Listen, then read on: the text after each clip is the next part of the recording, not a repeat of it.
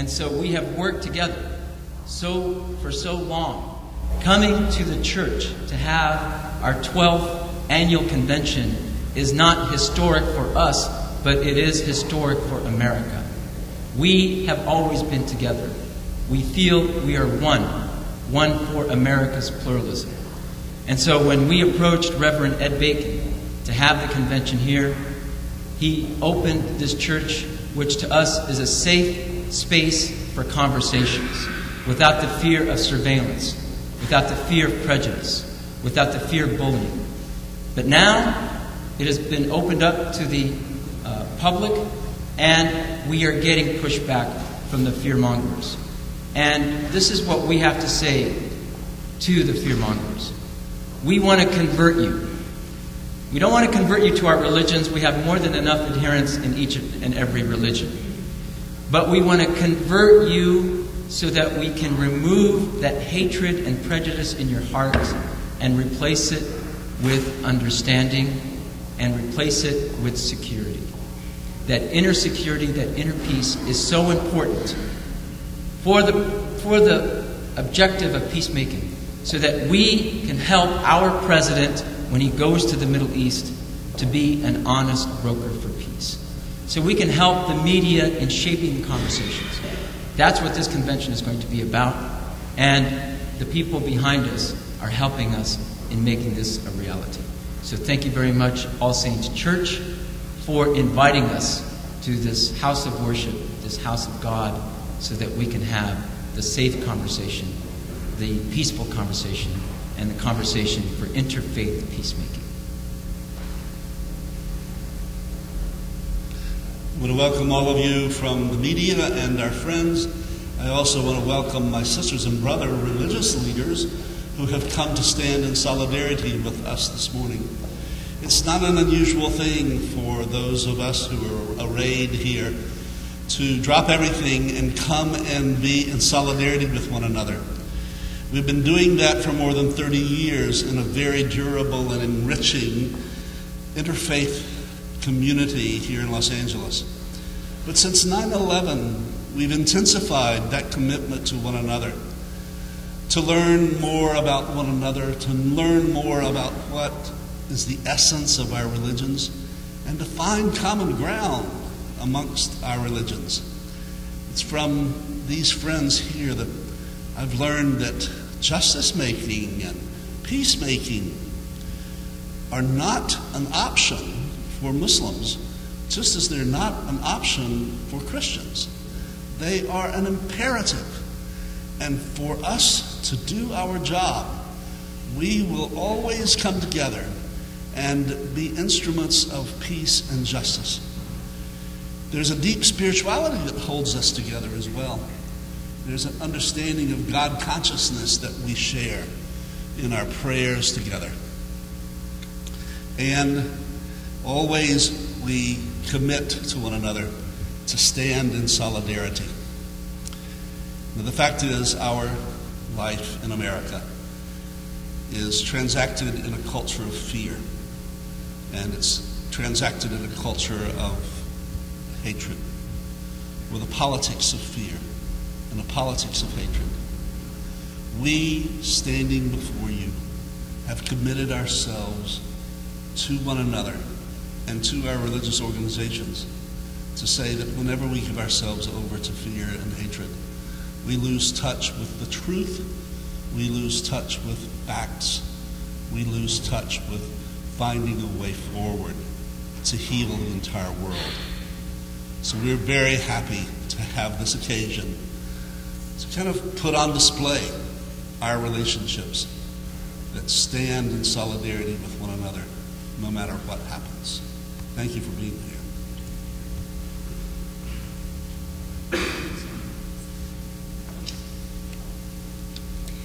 I'm Rabbi Sarah Bassin, Executive Director of New Ground, Muslim-Jewish Partnership for Change.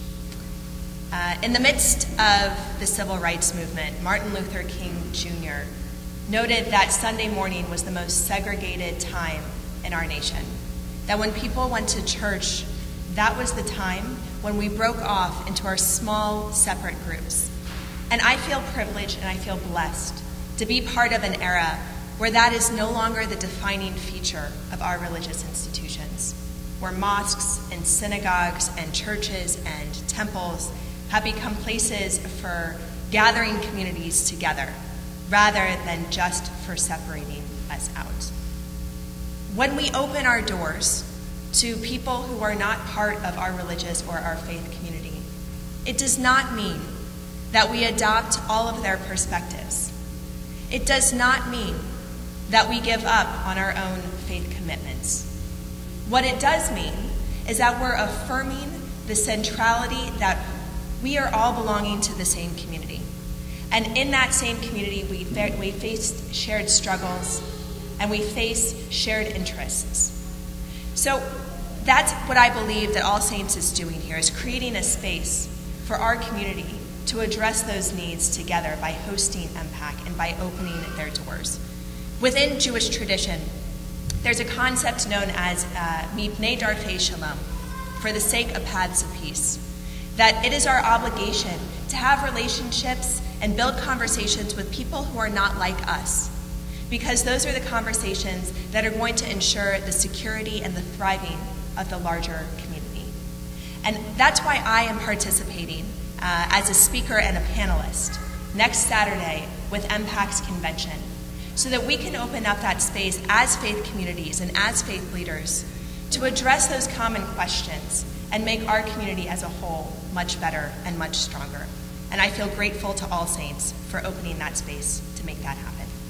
Thank you.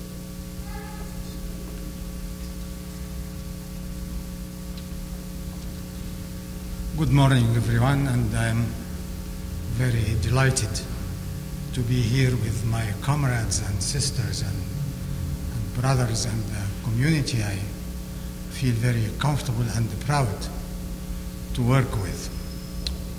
We are in a place of God, so this in itself is an indication of how honest we ought to be, because the owner of this place knows what is in the depth of our hearts.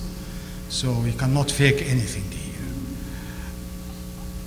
We are standing together, and by the way, I will be the odd voice and offer my thanks to those hate mongers, because they are not pushing back, they are pushing us forward. And as a matter of fact, every time they create that kind of noise, they bring the best out of us and the best out of America. America should be like this. Not should be America of mudslinging and digging deep to find something wrong, to bully other people. And we have, with the grace of God, the backbone to resent that, to reject it, and to just push it out of the way. While they are very busy trying to say, watch out, Mar Hatrout is the Muslim Brotherhood, so that they scare everybody, I have few things to tell them. Mar Hatrout was working with the Muslim Brotherhood student movement 60 years ago, against the British occupation and against Nasser dictatorship. And I'm very proud of that record. Since that time, I have no connection with any group or party. In the last 40 years in America, I never dealt with any organization outside the United States, because the lessons I learned when I was young was that every issue is a human issue. Every issue is a humanity issue. And the United States is the beacon to bring people together to be able to express their ideas and their identity freely and without coercion and without intimidation. So I am really thankful to them. I wouldn't say that I wish they do more of that, but if they do, we are always here, and the nucleus is very solid, thanks to Almighty, and we are stimulated and enticed and encouraged to keep telling America that sanity prevails, at least sanity, if not morality and humanity and values of God, of peace and compassion and mercy and positiveness. So it's a good day for me personally. It's a good day for Impact. It is a good day for Olsen. It's a good day for all of you, and it is a great future for America, God willing. Thank you.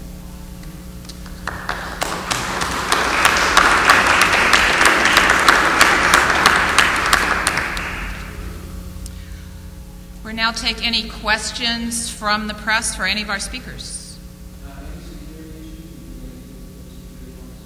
Let me let Salam speak to that. Well, as Dr. Toot says, that the hate mongers have made our convention relevant, so we've saved on the marketing budget, so some of the money will now be transferred to extra security. And we will have extra security, definitely, and we're in contact with the Department of Homeland Security, the FBI, the local police, the sheriffs, so we're taking all precautions. There is no, at this point, there's no threat about the convention, so we are in the good hands of our law enforcement. And I also serve on the Department of Homeland Security Faith-Based Advisory Commission, so I'm in touch with them. And again, they have assured us that all the security precautions will be met.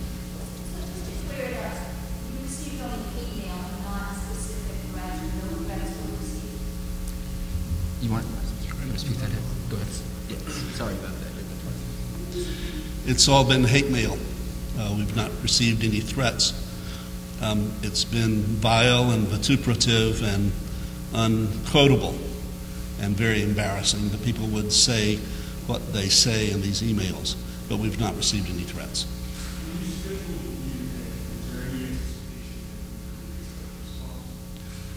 When we scheduled this event, there was absolutely no anticipation that we would have this kind of response. In reflecting upon it, we understand why certain organizations and certain persons are not embracing the world in which we are moving, where we have interfaith lives. When 9/11 took place, all of us here gathered down at the USC Mosque, and an imam there said, to be religious in the 21st century is to be interreligious. We've taken that to heart. We've embodied that. We've received so much joy and reinforcement from living an interreligious life. So we simply haven't been aware that this might cause offense to some people.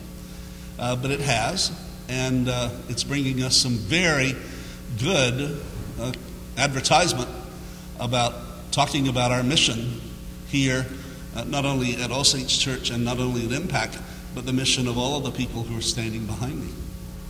What kind of arrangement is made? How often does the church give a appropriate facility to groups like this? Is the arrangement an annual one or simply opening the doors? It's the latter. We're simply opening our doors very happily. We don't have an opportunity to have a convention of this magnitude on a regular basis.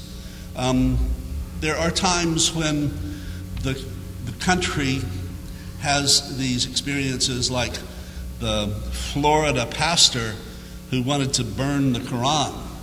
And the way we responded to that is, rather than burn the Quran, we should learn the Quran.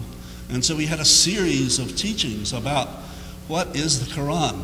We learned so much from that. So that's the nature of our opening our doors to having educational experiences, prayer services, social occasions, observing Ramadan. This is the first time we've done something of this magnitude.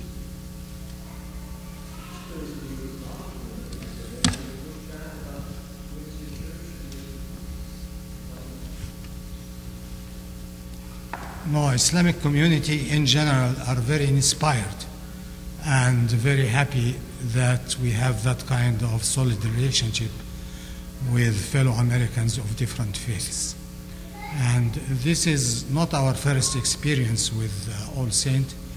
I think I talked here one day, and across the street there was a demonstration with foul language and microphones and things. So the Islamic community is really feeling at home.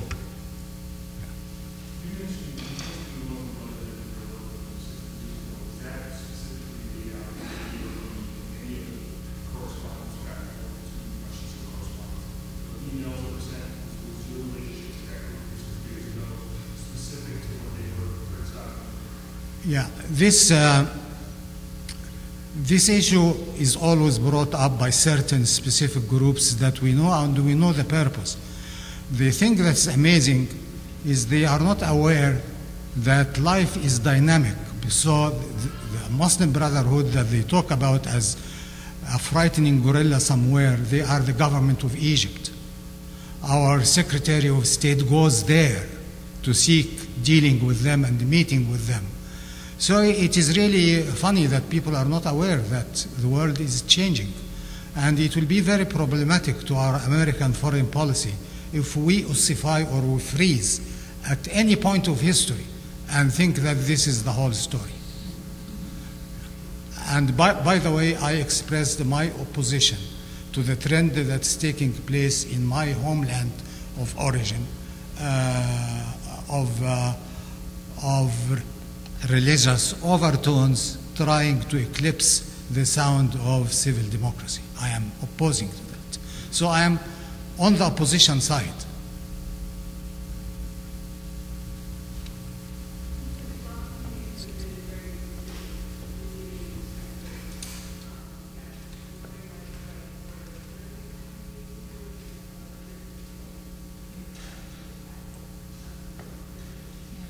I'll invite any of our speakers to step in, but I was going to offer one small bit of context. What we've determined is one of the things that precipitated the sort of onslaught of these very, very hateful, ugly emails was actually a piece on the internet that was posted, and it was sponsored by something called the Institute for Religion and Democracy. That's a conservative think tank that has really for many years targeted mainline Protestant denominations. Their goal is to, quote-unquote, return us to biblical orthodoxy. We've worked with them. We've been aware of them for decades as they've worked to split the Episcopal Church over gay and lesbian issues. They appear to have failed to do that. And so part of my concern as both a communication professional and as an activist is that this is not just a few random cranky Christians. This is actually responding to an orchestrated strategy to continue to polarize and demonize an organization looking for an other to persecute and mobilize their base. And we want to stand against that, both outwardly and visibly, but also with as much traction as we can as we, again, speak to the fact that we want to light a candle of hope as Christians this Advent season, that people of different faiths can indeed, not only can, but do stand in solidarity with each other against polarization and for mobilization around our common values. Yeah, that's a lot. Just state your name. Okay, Susan Russell, I'm the senior associate here at All Saints Church. Yes, and also we're going to make a policy paper available to everyone, published by the Center for American Progress, which is a think tank in Washington. It's called Fear Inc., the $43 million industry that is instigating campaigns against churches, against synagogues to engage Muslims, promoting the industry of Islamophobia. And I think that speaks to the point. And I have a copy here.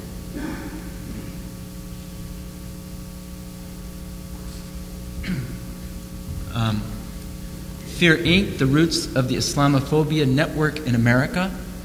It's a $43 million industry, and that speaks to the point that Susan just made, that unfortunately this is not haphazard. This is an instigated campaign to force Muslims, Jews, and Christians and people of all faiths to disengage. and not talk about the real issues. So we'll make that paper available to anybody interested. Thank you. Susan, can you talk about the number of emails received, just a general tone? Sure. At this point, the number of emails is in the dozens. I have a feeling by the time I get back to my email inbox, there will be more. And again, the tone and timbre they've not been threatening. I mean, and most of them pretty exclusively are coming from Christians, members of our, faith co-religionists, who do not understand why we're doing what we're doing. And I loved what Salam said about this as a teachable moment, an opportunity to invite folks in to understand why we are not just happy to do this, but honored to do this and called to do this. But the tone and timbre of the emails is what got our attention, because as Ed said, they were so dripping with vitriol and the worst possible kind of demonization of other people of other faith, full of misunderstandings, half-truths, and we felt because of those coming toward us, what they offered us was basically a window into the ugly underbelly of Islamophobia that we know permeates our nation. And we have an opportunity to be an agent of healing to that, and that's why we are so excited, honored, and delighted to be hosting this convention coming up next Saturday. Any other questions? I just want to step in and respond to your question from a Jewish perspective. That I think that part of the investment that I have in stepping forward is that yes, Muslims are the ones who are targeted more now in a post-9/11 context. That doesn't mean that other forms of discrimination against minorities have gone away, and that there's a very strong connection between Islamophobia and anti-Semitism in America. So just because it's directed towards Muslims now doesn't mean that it's not going to be directed towards other faith communities at different times. Any other questions? If not, then I want to thank you on behalf of, I have one more. I'm sorry. I want to call up Betty Yee. Betty is a member of the State Board of Equalization, and I wanted to make sure we had a chance for her to offer a few words and to thank her so much for standing with us today. Absolutely. Thank you, Susan. Good morning, everyone. My name is Betty Yee, and I'm a member of the State Board of Equalization. I happen to be here on business today and could not be here to join with the interfaith leaders who are here today. I am a government official, and the MPAC convention next week will be a convening of civic leaders, interfaith leaders, and government leaders who are dedicated to furthering the dialogue towards deeper understanding and hopefully reaching a point of where we can support not only peace and security among our diverse communities here, but also throughout the world. And I really am here to represent my colleagues who will be here as part of the government leadership to further this dialogue. And I just want to echo some of the other speakers who came before me, and that is for those who are challenging this convention, we invite you to be part of this conversation, and we invite you to engage with all of us. And please be part of the solution to bring about peace not only locally here in our communities, but hopefully to spread throughout the rest of the globe. Thank you.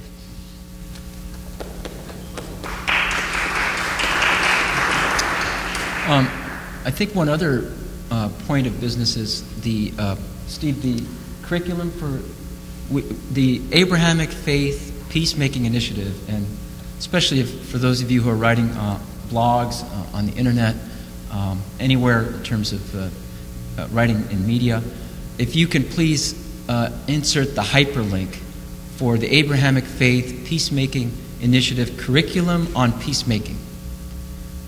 This is taking Jewish, Christian, Muslim scripture and then formulating a curriculum on peacemaking based on that authentic source. We feel this is, as Dr. Atout said, this is part of our work in stepping forward, because people ask us, well, what are you doing? Okay, yes, you're responding to the hate, but what are you actually doing? This is what we're doing. This work. There is real work behind these beautiful faces. In terms of our coalition. So we thank God for bringing us together in working for the cause of peace, justice, mercy, and compassion. And we thank God for Ryan reminding me it's Abrahamic Faith peacemaking,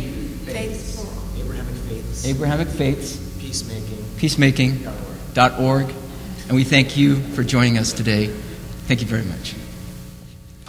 Thank you.